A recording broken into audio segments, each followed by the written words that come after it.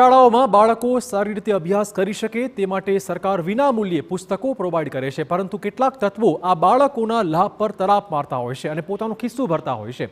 આવું જ કૌભાંડ બનાસકાંઠાના થરાદમાંથી સામે આવ્યું છે, જ્યાં KR ટ્રેડર્સ નામની 2023-24ના વર્ષના નવા સરકારી પુસ્તકો પસ્તીમાંથી મળી આવ્યા છે. ધોરણ 2 થી લઈને ધોરણ 10 સુધીના અલગ અલગ વિષયના સરકારી પુસ્તકોના પસ્તીમાં થપ્પે થપ્પા જોવા મળ્યા છે, જેની જાણ થતાં જિલ્લા પ્રાથમિક શિક્ષણ અધિકારીએ TPO અને BRCને તપાસ સોંપી છે, જ્યારે KR ટ્રેડર્સનો માલિક ફરાર થતાં તેની શોધખોળ પણ આરંભી દેવાઈ છે.